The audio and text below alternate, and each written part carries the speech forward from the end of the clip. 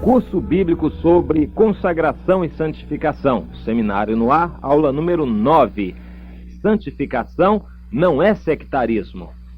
O que estamos estudando aqui é exatamente o que é a santificação que Deus deseja. Separação para Deus. Se somos separados para Deus, nós somos tirados de um lamaçal, espiritualmente falando, é assim, lamaçal de pecado, de uma vida incrédula, misturada com as coisas deturpadas deste mundo, coisas corrompidas, coisas que estão em flagrante rebeldia contra Deus. Nós estamos então analisando este aspecto de que é que Deus quer que nos separemos e qual o objetivo da santificação, como nós somos santificados, o que você faz para ser santificado, para se santificar. A aula anterior foi dedicada ao aspecto de consagração. A santificação começa com um ato de consagração. O primeiro ato de consagração é a própria conversão, em que você se arrepende de sua vida passada, de ter colocado mal o seu tempo, de ter feito coisas más, de ter se dirigido de uma maneira má, e então você se converte, muda completamente o rumo da sua vida e se coloca na presença de Deus, entregando a sua vida a Jesus Cristo para que Ele seja Senhor. Aí começa a consagração, o primeiro ato, mas logo logo você verá que são necessários outros atos para que você deixe outras coisas que impedem a sua caminhada em direção a Deus.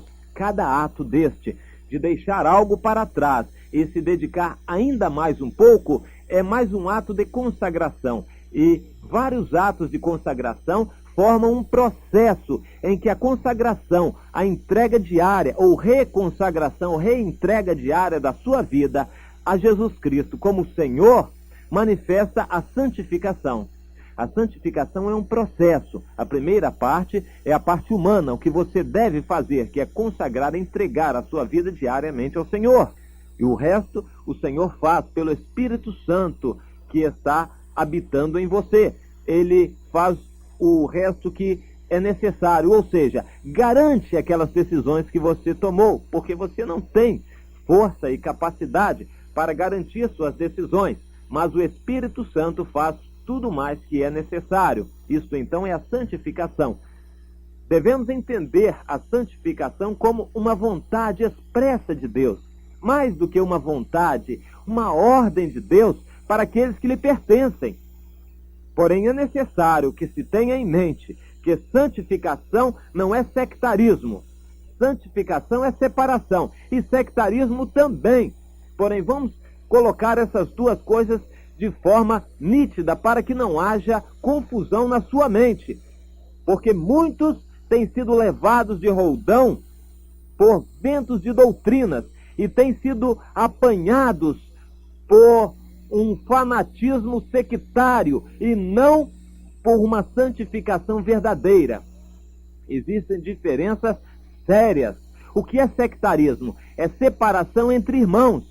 Você se separa de pessoas, você se separa fisicamente das pessoas do mundo, se separa fisicamente de irmãos de outras igrejas, que são ditos para você, que não andam de acordo com a doutrina bíblica, então você se separa deles. Este sectarismo não é santificação, esse sectarismo é fanatismo, porque o sectarismo se baseia na idolatria de homens, na idolatria de doutrinas, na idolatria da interpretação da Bíblia particular. Enfim, são coisas que não agradam a Deus.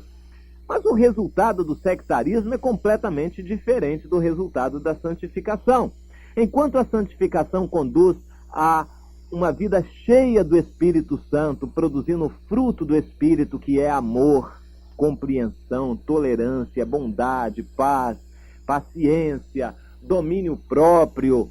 O sectarismo conduz a um fanatismo, a ódio, ira, mágoa, divisionismo, intolerância, julgamento dos irmãos, conduz a mágoas, há marcas indeléveis nos corações causadas por essa separação, que não é de santificação, é de sectarismo. Se em um determinado ambiente que se diz cristão, digamos, uma igreja, uma congregação, você se sente mal, o ambiente não expressa amor, expressa intolerância, ridículo, expressa um ambiente tenso, uns vigiando os outros, examinando a vida dos outros. Então este não é um ambiente onde há santidade, este é um ambiente sectário, onde você vê alguém com muito zelo, com doutrinas, protegendo doutrinas, se afadigando para criticar as outras doutrinas das outras igrejas e apontando os erros dos outros. Você pode ter certeza, este ambiente é sectário e não santo. Há muitas denominações que estão promovendo sectarismo, separação, divisionismo na igreja do Senhor Jesus e não promovendo santificação. Eles estão pregando uma separação baseada em doutrinas, em algumas doutrinas que eles acham que são certas. Aliás, é bom que você pense que todos os grupos chamados cristãos estão plenamente convictos de que são os únicos certos. Alguns são mais humildes e não acham que são os únicos certos, porém eles são os mais certos. Até a Igreja Católica se diz a única e verdadeira, a mais certa, a única igreja. Os outros todos são separatistas. E assim todas as denominações ditas evangélicas são separatistas, cada uma se diz a mais certa, nenhuma reconhece erros, cada uma acha que tem a única doutrina verdadeira. As doutrinas corretas, biblicamente, estão naquela igreja. Todos eles defendem essa tese. E é dificílimo botar na cabeça de uma pessoa assim fanática que não é assim. Portanto, quando você vir que uma igreja está com zelo demais com a doutrina, tome cuidado. Este grupo tem quase tudo para ser sectário. Porém, se você observar um amor, um interesse, as pessoas visitando umas às outras, atendendo às necessidades, manifestando amor para com aqueles que sofrem, que estão oprimidos, se você perceber um ambiente agradável, onde você veja amizade verdadeira e desinteressada, então isso é prova de que ali há santidade. A santidade não é sectarismo. Agora, nós nos baseamos em textos radicais contra este sectarismo. O apóstolo Paulo foi um desses. Em Romanos capítulo 14, versículos 12 a 15, ele diz o seguinte: de maneira que cada um de nós dará conta de si mesmo a Deus, e não nos julguemos mais uns aos outros. Antes, seja o vosso propósito de não pôr tropeço ou escândalo ao irmão. Eu sei, e disso estou persuadido, que nenhuma coisa de si mesma é impura, e por causa da comida, não permita que o teu irmão se entristeça.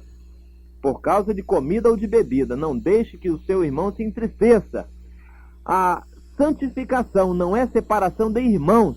Isso é terrível, é duro. Isso é fanatismo. Isso é anticristianismo. Isso é a própria essência do farisaísmo. Quando você lê nos evangelhos falar de fariseus, o que você pensa a respeito dos fariseus?